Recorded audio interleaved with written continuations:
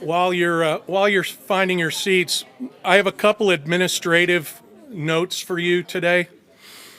All of the agendas and bios for today and tomorrow are in your journal. So you just open the cover and all of that stuff is in there. Everybody's bio, the events for tomorrow, the whole thing. So the journal's got some other great stuff in it as well. It's a reprint of the December Space Anniversary edition, but we added 6 other legacy articles on space from the journal from the 60s and 70s by people that are absolutely top-notch Air Force writers. And I hope you'll enjoy that part of it. Coffee, tea, water available out this door here. The restrooms are right across the hallway there and towards the museum. At lunchtime, your boxed meals will be available. You can bring them in here. We're going to have a working session where Phil and I are going to go through the hot off the press new reprint of A Few Great Captains. Please try to keep to your time. I didn't bring the red flag or an egg timer today. I'll just stand up and start walking at the appropriate time. A couple things I'd like to thank AFA for today. All this stuff that you see around you or don't see around you is to record today, but also so we can use it in social media and podcast releases on all these panels. So all of this will get out to our audience who can't make it here because of where we are. And it's all on them, and they've sponsored this whole day up here at Holley, so we really owe it to AFA. Until 10 o'clock, we need to stay up here on the second floor until the building opens to the public. So if you venture out into the real world before 10 o'clock, you may not make it back to the symposium. You may not. It's a great pleasure for me to introduce our outgoing president, Jonna Doolittle-Hobbs, to introduce and say hi to you this morning, and then we'll have Roger come up and kick this thing off. Jonna Hobbs.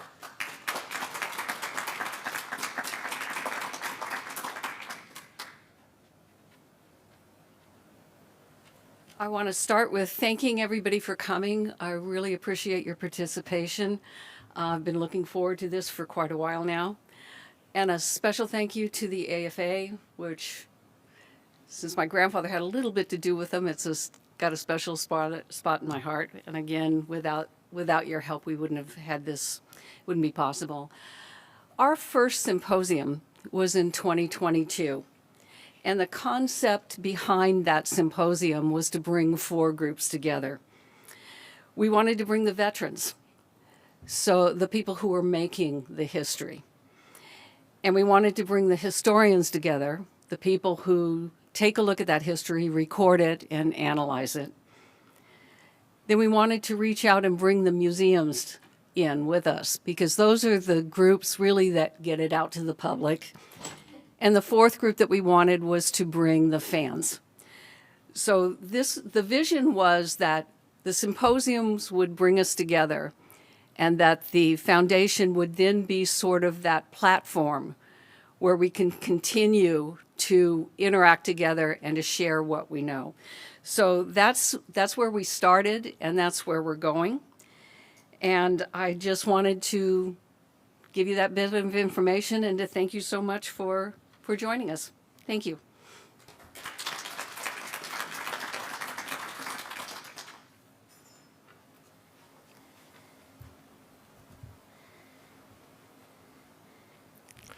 To get us started off, an old colleague of mine, this is like old home week for Roger and me to be back up here in the Holley Center. We both put in, 10 years here getting this place up and running. And Roger's background in history and documentation of history, both air and space, is is just unparalleled. The thing that you really need to know about Roger is he's our IB Holley trophy winner this year. But he's going to get us kicked off and give us a little combination history lesson, which I really appreciate. Hope you do too. Let's welcome Roger Launius.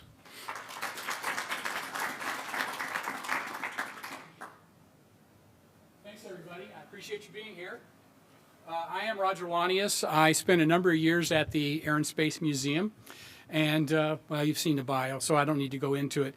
What I do want to talk about today, I was trained in the history of the American West, which is a pretty far piece from what I ended up doing in my career, which was the history of air and space. And the reality is it situated me very well to look at some connections that other people hadn't necessarily paid too much attention to. So that's sort of what I want to talk about today. So what I want to look at is sort of the frontier military experience in the American West and how it might shape military activities in space in the future. And mostly I'm talking about issues of human space flight. We've got all kinds of space assets we all know about. Well, I shouldn't say we don't know necessarily, at least I don't, about all of them that are up there because I don't have a security clearance. But we do know that there's a lot of space capabilities, none of which, however, at this point in time, for national security purposes, require humans to be there. This will change. There's no doubt about that. And in that context, what might we look toward in terms of that particular issue, and what are the lessons from the military experience on the American frontier that we might try to draw? So I'm going to speak through a few of these things today. So, I mean, here's the challenge, and you understand this probably better than I do, that the possibilities of war in space exist. We have avoided them up to this point in time, largely because of international agreements that have kept that from happening. But as anyone who seriously thinks about space issues and national security know, it's just a question of time when this will become a theater of national security action, war in other words. So how might we try to deal with some of that? But in that context, I think we can draw some lessons from the American military. And thus far, I've been saying this for years. Some of you may have heard me say it. There's only 5 reasons that I can find to fly in space. Let me just run through them very, very quickly. The first one is science. That's what NASA's all about. That's what they do. And we fly in space with that. There are people that are engaged in that, NASA astronauts and so forth. The second reason is national security. And there are all kinds of satellites and applications capabilities that exist in space thus far without humans that have to be there to tend them. There's commerce that takes place in space. That's the third reason to fly in space. In other words, can you make a buck doing this? And of course you can. I wish I knew which company to invest in, but that's another question. The fourth reason is prestige. That requires humans to be there. That's the reason we started flying astronauts in the very early 1960s. That's the reasons the Russians flew cosmonauts all those years. And when the Soviet Union collapsed, those cosmonauts remained in operation. In a situation where you've got an economic and political collapse of the Soviet Union, they still maintain that part of their space program. That tells you how important that prestige factor is. The Americans are in the same category. We're not sending the astronauts home because of that. And then finally, there's the issue of destiny. People love to talk about destiny. It's got a couple of sides to that particular coin that I like to talk, that I'll mention to you. I can't tell you how many NASA astronauts have said in group meetings, in private meetings, in all kinds of places that it is human destiny to explore. Have you heard that before? And that's true, at least up to a point. And that's a very positive, ethereal sort of thing, and we love to talk about that. There's a flip side to that. If we don't get off this planet, we're going to become extinct here.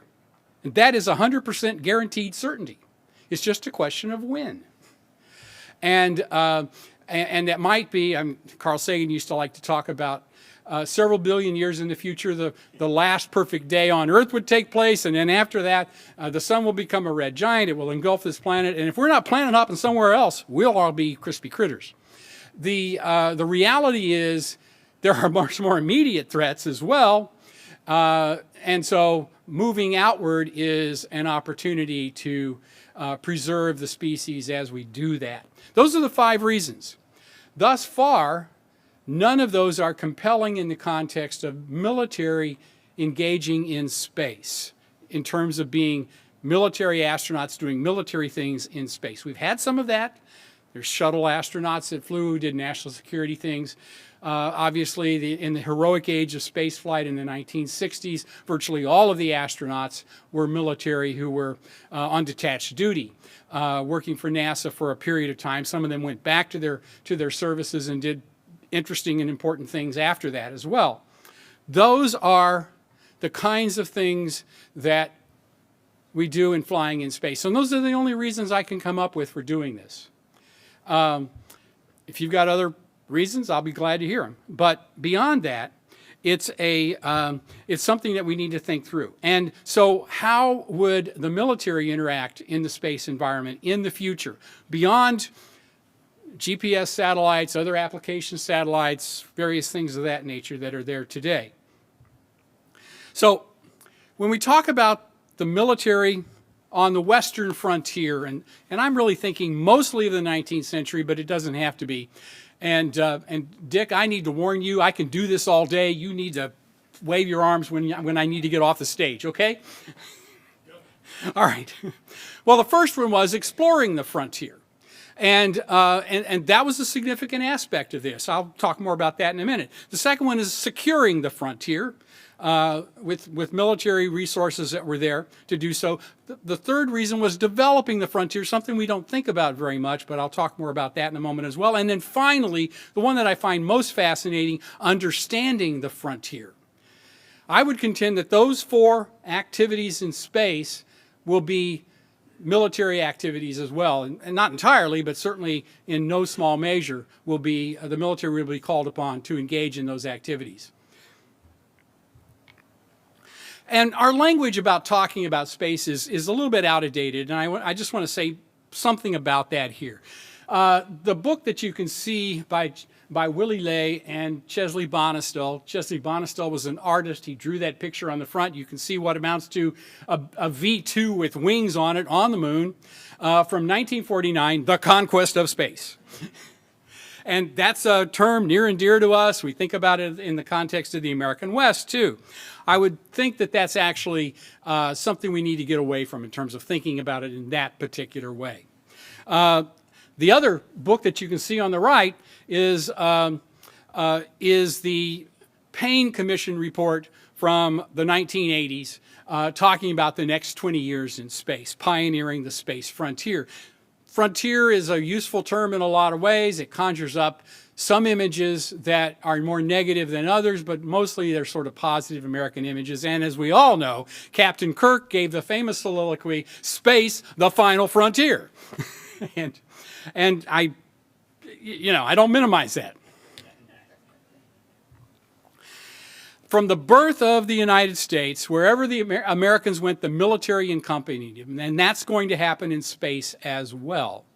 There's no way around that. This particular picture, the title of it is Manifest Destiny. It was done in 1872. Here you can see Lady Liberty leading the way as pioneers are crossing into the Great Plains. You see a stagecoach, you see a wagon train, you see plows, you see explorers at the bottom. There's a little bit to the right that you don't see because of the text there. Ignore the text. I should have just used the picture. But there was also then a train that's being built over there and so forth. And I would contend that the same will be true in the context of space activities. As private sector activities, as settlers move out, as various types of economic materials and activities take place, the military will be there as well.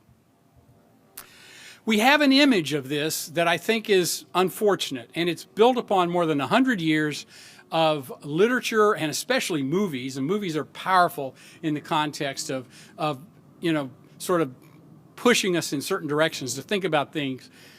This happens to be two pieces of art, and a cavalry charge on the left, and Custer at the Little Bighorn on the right. And I can't tell you, I grew up with John Wayne movies. Clint Eastwood's continued this. There's any number of other Westerns that you can all point to in which this is the theme.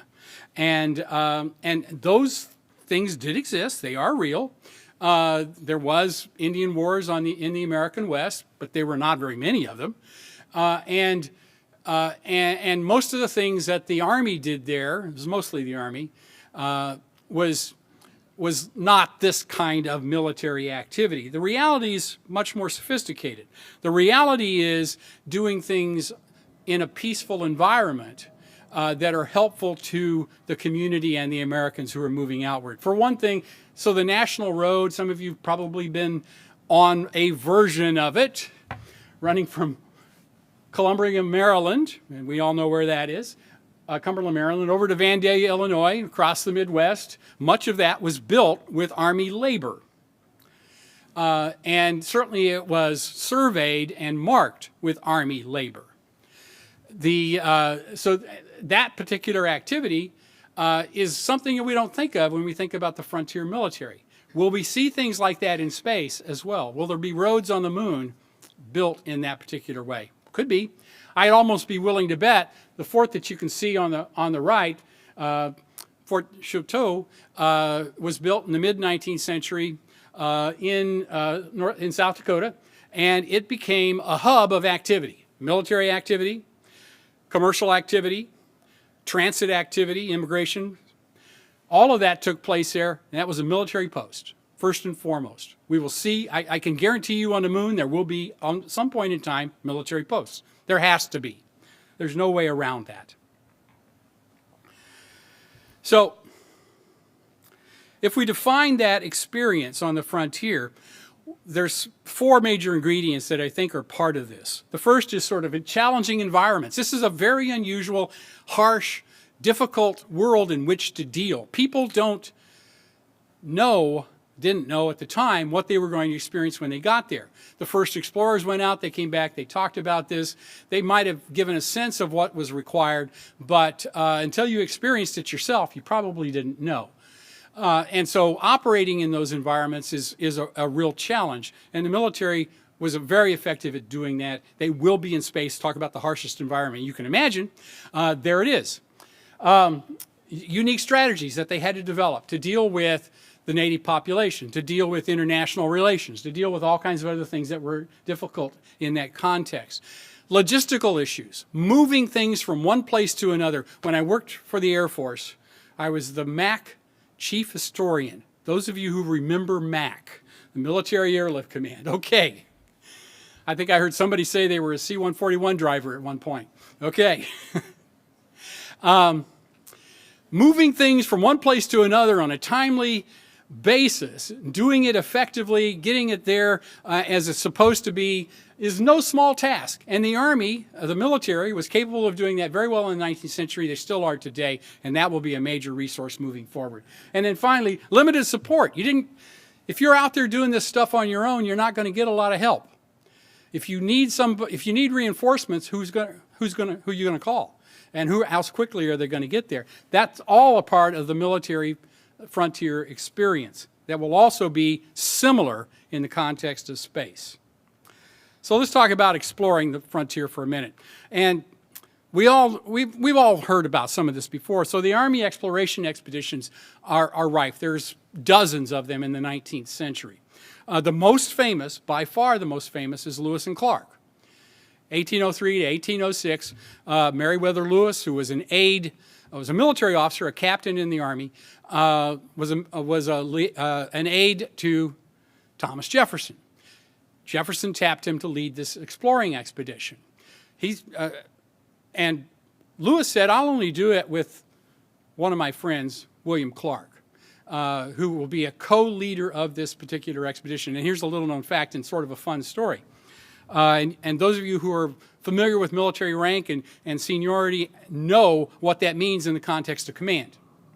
This was going to be a co-led operation. But William Clark was a lieutenant in the Army, not a captain. You've got a problem there. So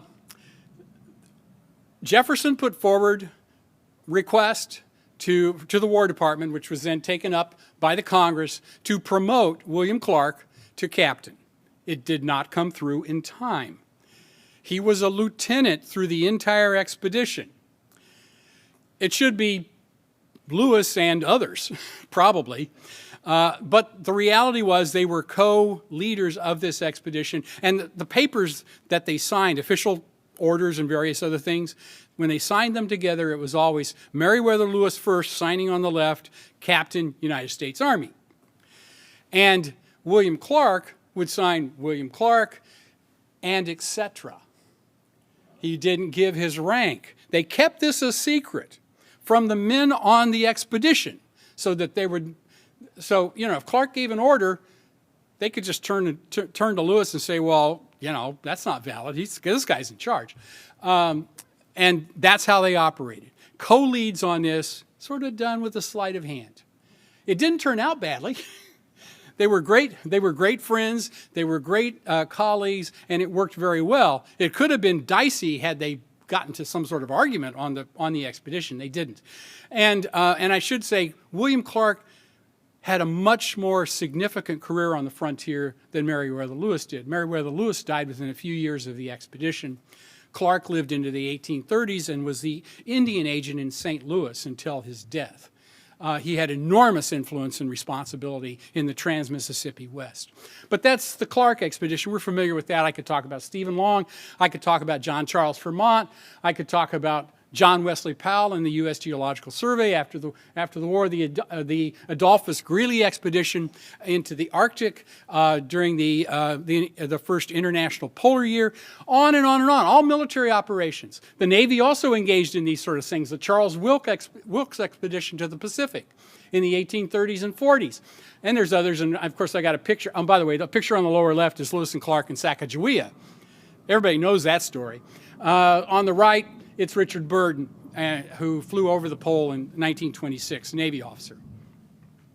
So exploring the frontier is a key component of what the military has done traditionally in our frontiering experience, and I would contend will be a major role moving forward. Securing the frontier is another piece of this that's really significant, and one that we think of pretty regularly in the context of military activities. They brought the frontier under effective American control. I would contend that the same thing will happen in space.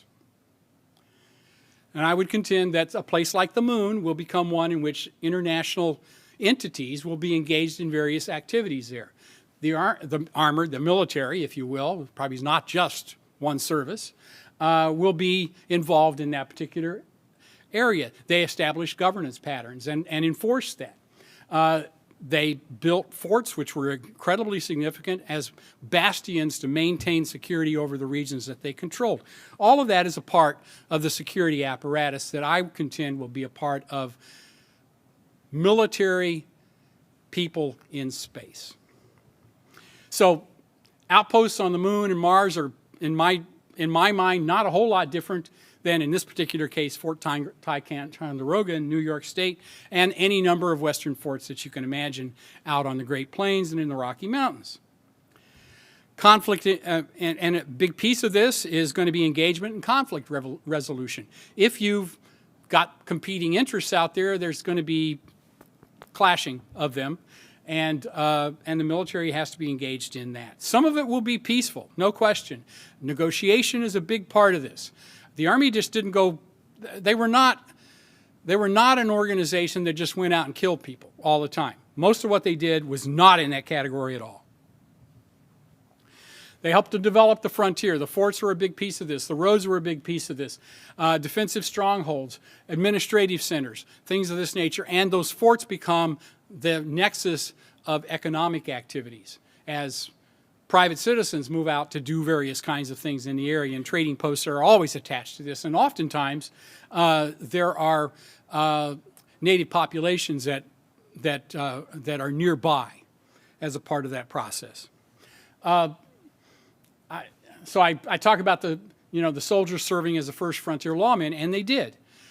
It's always an interesting question. What happens when a group of people, say Americans, move into an area in which there's no law? What happens? Generally speaking, you create something. What do you create? The Army helped to establish that, and it was mostly the Army. And then I'd love to talk about this guy. So the Army on the frontier did all kinds of things to understand the frontier experience. And so John Bourke, who was a staff officer on George Crook's staff in the Apache Wars of the 1870s, was also a superbly qualified person to sort of observe what is taking place. He was something of an ethnologist, something of an anthropologist, something of a sociologist.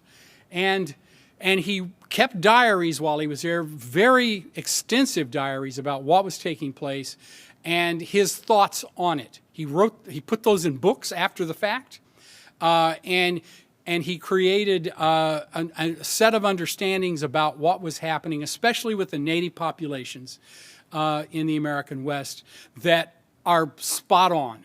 And they can still be read with great profit today for anybody who wishes to do so. Now, that's just one example.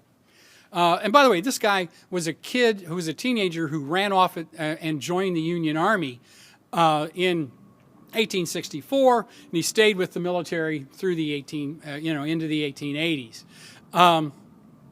and was stationed in the American West for much of that period after the Civil War. And you'll see, by the way, 1846 to 1896, he died fairly young,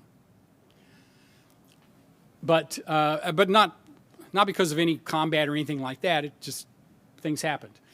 But he is an example of documenting and understanding the frontier and what's taking place there. I can multiply that by hundreds of other individuals, most of whom were officers on the military. So the physicians that were there, the Army doctors who were stationed with the military, they're doing the same sort of thing in terms of native diseases. What's happening out there? They're looking at plants and animals and things of this nature, and how are they surviving and what are they doing. And they documented this experience in ways that no one had ever seen before. And I would contend that the military, moving forward into the 21st century, as humans start to populate the moon, maybe go to Mars. There are some people who will tell us that's going to be really hard to do. I'm one of them. It's really hard to do. It's not impossible, but it's really hard to do.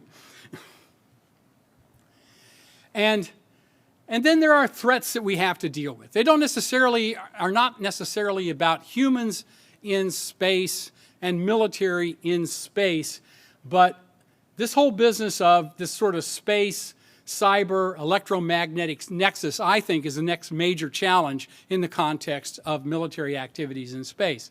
And it's, can we jam GPS? Can we jam communication systems? Can we do other kinds of things that will degrade the capabilities of the American military or us due to other military services in other parts of the country where we've got peer competitors? This is about war on Earth, not about war in space, although there are space assets that do things that help us undertake war on Earth. And that is a major aspect early on in the 21st century. We're already seeing this. There's probably folks here who are very knowledgeable about the Space Force and what they are doing in these particular arenas today.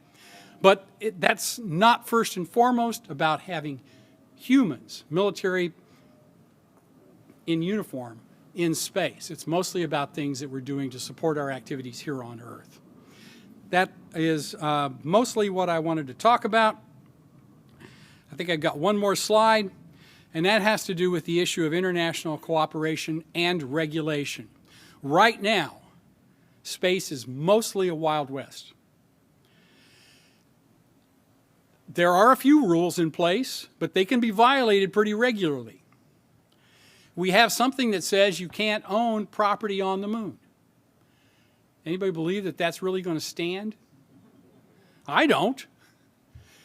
That it comes out of the Outer Space Treaty of 1967 and some other international agreements that have followed. And we've sort of taken our model for this on Antarctica. Antarctica is supposedly a continent dedicated to the pursuit of science. By the way, that's nonsense, but it's a nice thing to say. And so there's no technically property rights there, although I would contend that Little America and our South Pole Station in Antarctica is American property, and I dare anybody else to say otherwise. So, and the Argentinians and the British and any other country that's got research stations there will tell you the same thing about that. So we're going to have to deal with international cooperation and regulation in ways we've not dealt with before. What's the military's role in this? I would contend it has a significant role, and not just one in the context of enforcement, which it will have, but also in negotiation. And beyond that, I will yield back the rest of my time, Dick. Thank you. I mean, do we want to do questions or anything? If you have any questions, let's fire them up. And if not, I'll go sit down. Yeah. I always start a question with. So, how do you perceive, agree with everything you said, how do you perceive the way the U.S. is proceeding towards building a station on the moon as both establishing ourselves there, the other story seems to be a better launch pad to go to Mars? Yeah, well, I think it makes sense to try to do that. And I do think that we're going to see in the next 25 years, probably, and I mean, it might all come to a halt, who knows, but I think we're probably going to see something that would look a lot like a research station like Antarctica on the moon. And it'll be done as a government-sponsored prestige program. We'll cycle people in and out as necessary, just like in Antarctica. And it'll become the first place that people are going to congregate at, and it will attract other activities, I do believe, just like the forts of the American West did in the 19th century. As you'll find, okay, so there's economic activity there. Somebody, you build an outpost there. Somebody's going to have the contract to bring in the candy bars and the coffee and all that kind of stuff. That's a part of this, and sell it to the local people and all that other business. As we set up, and I do think there's a rich capability for mining on the moon, and it'll be hard to do, no question about that, because it flies in the face of everything we know about mining today. But it can be done. And as that happens, and people realize that there's a return on investment, that's what's going to drive things. I've always said that exploration is about what I refer to as the 3 Gs: God, gold, and glory. The glory part is prestige. The gold part is what can you extract that's worth something. It's hard to believe now, but Spain became the world leader in the 1500s because of their incursion into the Americas. And we don't think of Spain as a world leader today. I mean, they're a nice country, and I really like visiting there, but they're not exactly the ones that everybody listens to about international stuff. So, and that's not to say anything negative about Spain. Just let me clarify that. But the bottom line is, all those activities will create an environment where there'll be competition, and that competition could get very testy, and that's where the military comes in. Anybody else? Okay. Just a question that occurred to me after this gentleman asked his. With regards to an eventual established base on the moon, would you anticipate or predict it would be more of an international cooperation effort, such as the ISS is, or would you see it as more of an American exclusive attempt to get a foot on new land? No, I think mostly it's going to be, initially, I think it'll be an international consortium, and it'll be the United States and its allies, probably. I mean, there's some countries that we just don't engage with in terms of space activities. And it's probably not going to change in the future, at least, how far out can you talk? I mean, I don't know. If you can project 10 years, you're probably doing pretty well, and get most of it right. 25 years, 30 years, who knows? But I think it'll be the beginning point of this, and then as economic activities develop, there'll be more, other facilities created in other locations that are not subject to maybe American control, or the international consortium that created them. And those will have to be worked out in the context of international cooperation, international agreements. Somebody else, yeah. Roger, we had a presentation a number of years ago about a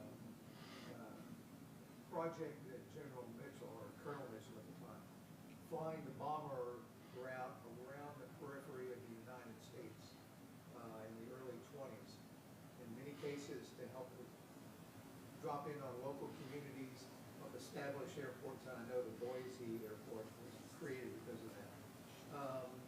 However, that was based on Mitchell's vision of aviation, which of course was a single driver in his life.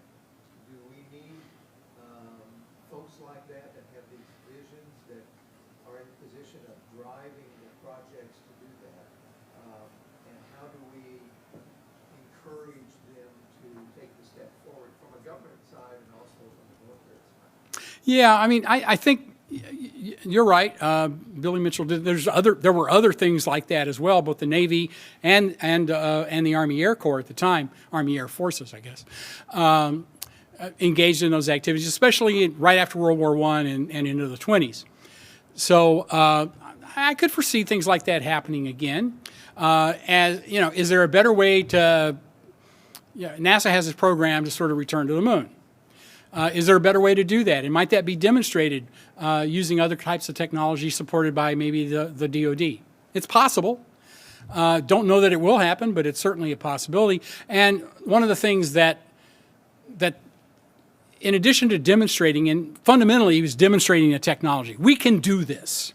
It also enthused the public. And I would see the same thing happening in this context. Anybody got anything else? Yeah. Oh. Thank you for the presentation. I'm a big fan of strategic and historical analogies. They add clarity to understanding complex problems. All analogies are based on a time and a place. Sometimes they don't match up. Right. 90% of all spacecraft on orbit are commercial. Our launch capability is commercial, even though the companies are acting as contractors. Mm-hmm. Is there anything to draw from the Western expansion on the role of commerce and trade, maybe an East India equivalent? Because back to the people with vision, Elon has a vision.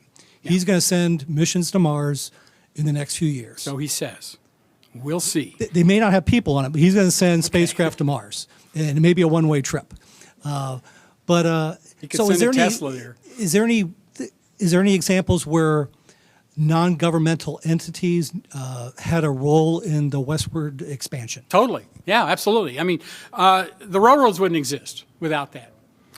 But the government facilitated that in pretty fundamental ways. I wrote a little monograph, my gosh, I think it's been 10 years ago now, that's historical analogs for the commercialization of space. And one of those stories was about the railroads. And, you know, you could take any kind of approach you wanted to. The first railroad was done by the state of South Carolina. And it was a government entity sponsored by the state. Okay, that's one way to do it. It was owned and operated, built, owned and operated by the state government. It was not effective as a commercial activity, but it certainly demonstrated that you could do that. So there were other approaches taken. And the one that seemed to work the most efficiently was the stimulation of private sector investment to do that. And so we're all familiar of the Union Pacific and the Central Pacific's transcontinental railroad that linked up in 1869 between San Francisco and basically Chicago. And that was done through a series of land grants to the companies that were building them, to tax relief at the state level and other places, through encouragement of various types of commerce, through agreements to use them only for the transportation of official things like the mail. And so it was a way to stimulate that, but it was all private sector funding. And I can readily see that sort of thing happening in space.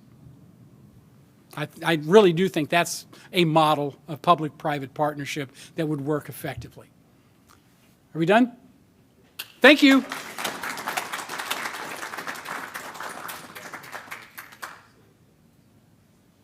Okay, let's take 10. We got to change our suit here. And John Barry's going to talk to us about Challenger.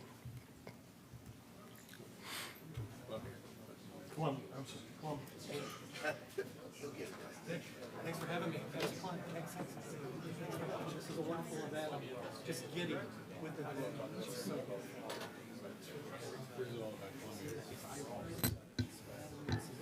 Thank you. You're welcome, sir.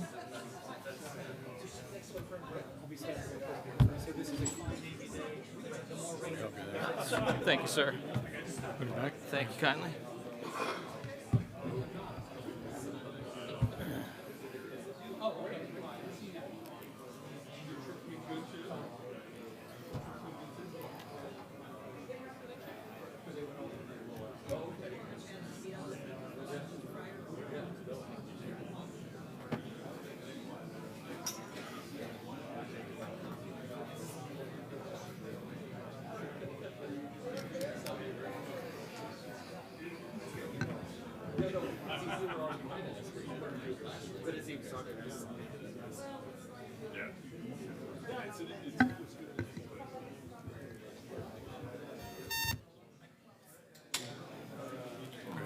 Should be able to enter your password now. Okay. How do we?